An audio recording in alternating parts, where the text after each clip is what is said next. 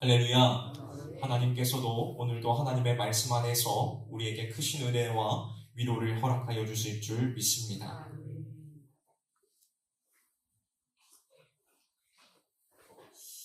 요즘처럼 사람들의 말이 많고 소리가 넘쳐나는 시대도 드뭅니다. 세상은 끊임없이 자신을 드러내고 싶어하고 자기 주장을 내세우려고 하지요. 광고나 SNS, 뉴스와 정치, 심지어는 교회 안에서도 누가 옳다, 무엇이 중요하다, 어떻게 해야 한다, 이러한 자기 주장의 말들로 가득합니다. 물론 그 가운데 어떤 말들은 사람을 살리기도 합니다. 또 힘을 북돋아 주기도 하지요. 하지만 대부분의 말들이 다른 이들의 마음을 상하게 하고 삶을 지치게 하며 관계를 끊어지게 만듭니다. 가정 안에서도 말 한마디 때문에 불화가 발생하기도 하고 교회 안에서도 말 때문에 문제와 다툼이 시작되는 경우가 허다합니다. 그래서인지 요즘 사람들 사이에서는 침묵이 금이다라는 말이 유행처럼 번지고 있습니다. 그만큼 말로 인해 많은 문제들이 생기고 사람들 사이에 어려움이 발생한다는 것일 것입니다. 그런데 성경을 보면 정말 깊이 하나님을 신뢰했던 사람들은 말보다는 삶으로, 입술보다는 행동으로 믿음을 보여준 경우가 많았습니다.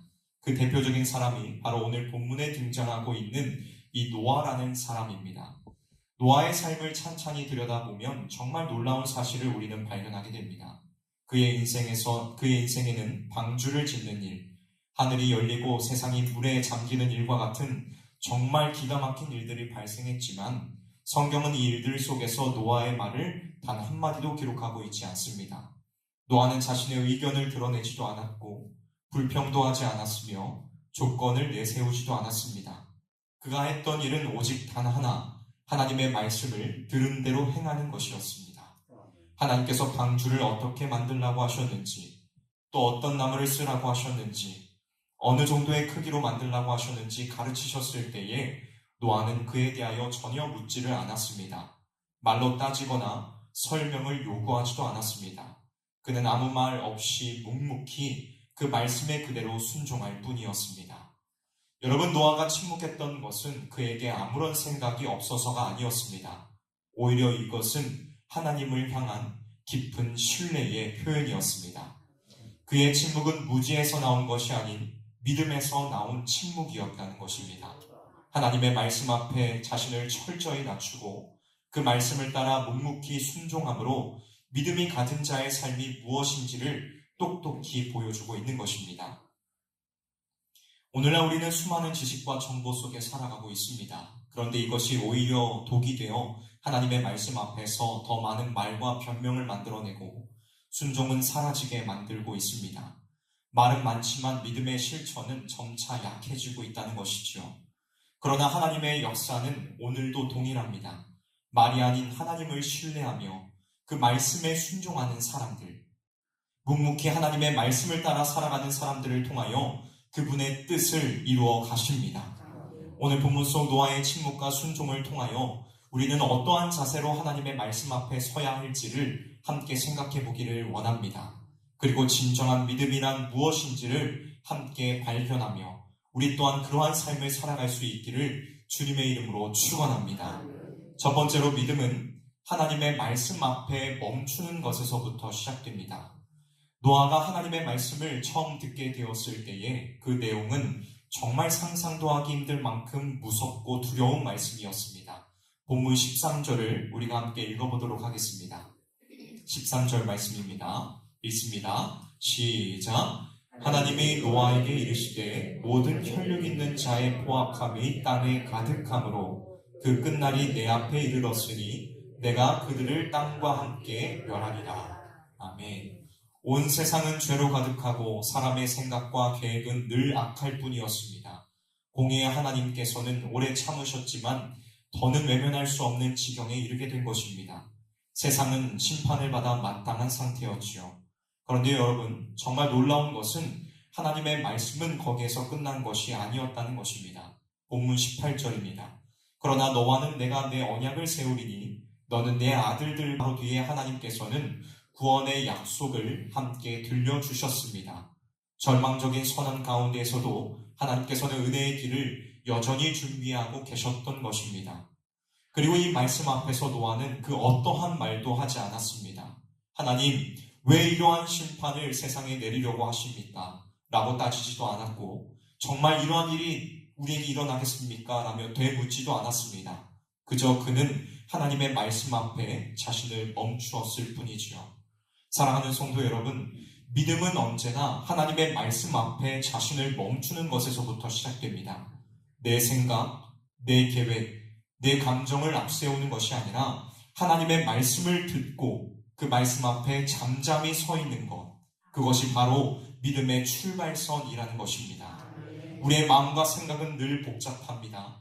문제 앞에서 현실적인 방안을 찾게 되고 논리적으로 이해되는 일들만 행하려고 하죠. 하지만 믿음은 우리의 이해 그 너머에서부터 시작됩니다. 하나님의 말씀 앞에서 입을 다물고 내 생각을 멈추며 마음을 여는 그 자리에서 믿음은 시작된다는 것입니다.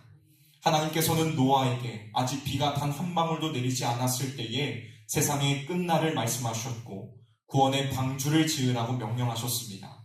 그 말씀은 비현실적이고 이해하기 어려운 말씀이었습니다. 그럼에도 불구하고 노아는 계산하지 않았고 불평하지 않았으며 주변 사람들의 시선이나 반응을 전혀 신경 쓰지 않았습니다.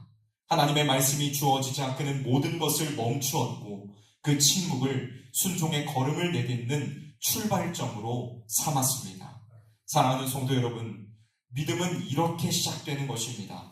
내가 무언가를 먼저 행한다고 해서 믿음이 생겨나는 것이 아니라 하나님의 말씀 앞에 자신을 잠시 멈추어 세우고 그 말씀에 귀를 기울이고 따르기로 결단하는 것, 그것이 성경이 말하고 있는 진짜 믿음의 출발점인 것입니다.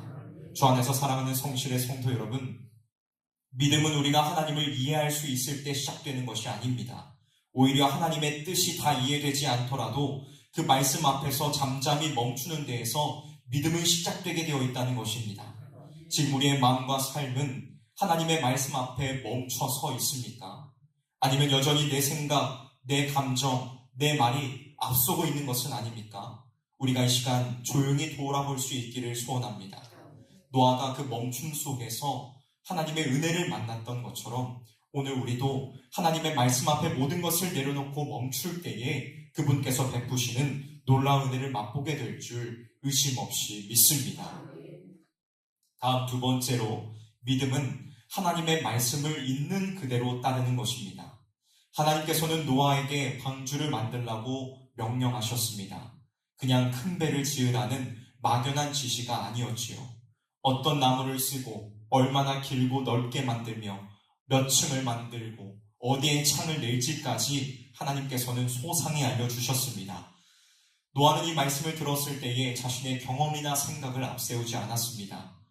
거대한 배를 만들어 본 경험이 그에게는 당연히 없었을 것이고 앞으로 어떤 일이 일어날지 그로서는 알 수가 없었겠지만 그는 하나님의 말씀을 있는 그대로 믿고 따랐습니다.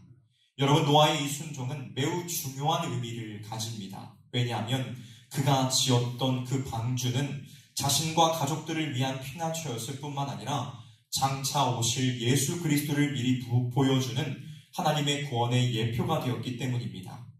노아의 믿음은 방주를 만들었다는 한 가지의 사실에 그치지 않았습니다. 그의 순종을 통하여서 하나님께서는 예수님이 어떠한 분이신지를 미리 드러내셨습니다.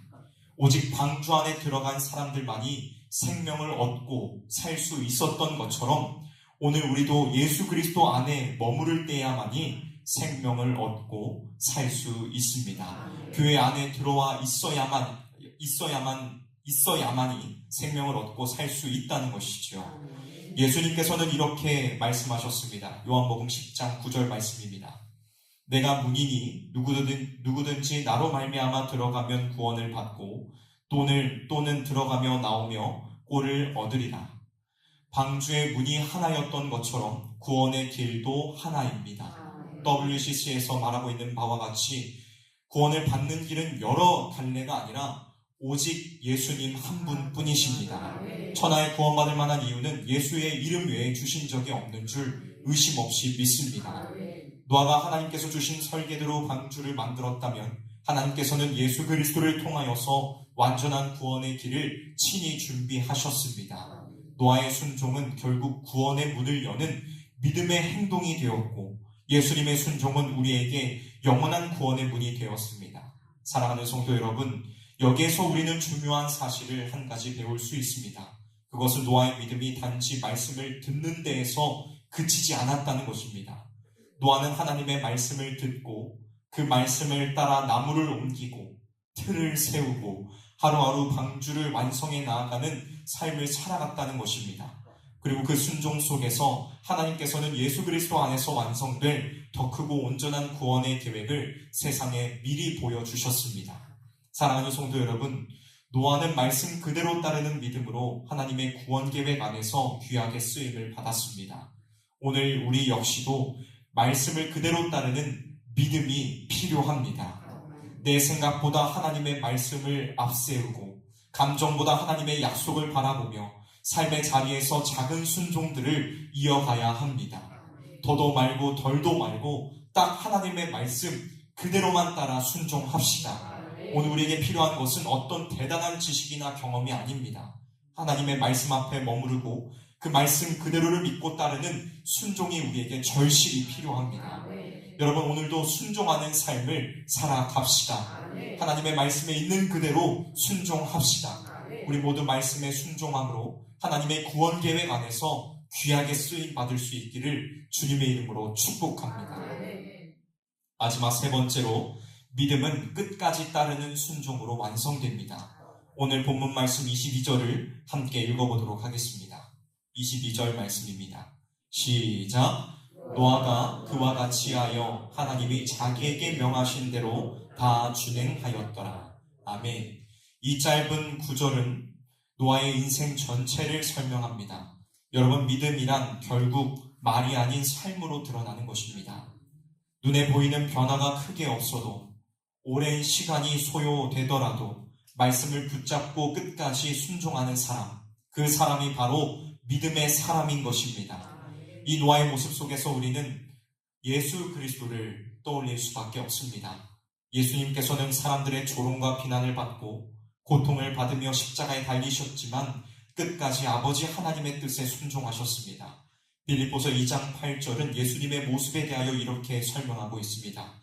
사람의 모양으로 나타나사 자기를 낮추시고 죽기까지 복종하셨으니 곧 십자가에 죽으시니라.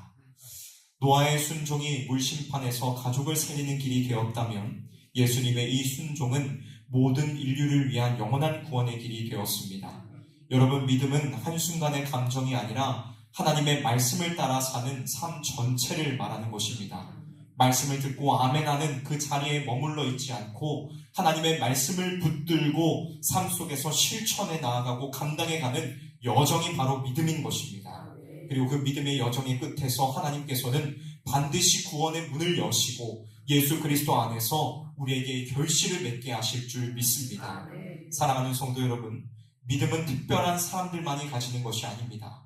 노아처럼 조용히 말씀을 따르고 묵묵히 순종하는 삶에 하나님께서는 믿음을 주시고 자라가게 하십니다. 오늘 이 하루도 말씀을 따라 끝까지 순종하는 삶을 살아가도록 합시다. 세상과 구별되며 하나님께서 기뻐하시는 삶을 향해 끊임없이 나아가는 저와 여러분들이 되시기를 주님의 이름으로 축원합니다. 기도하도록 하겠습니다.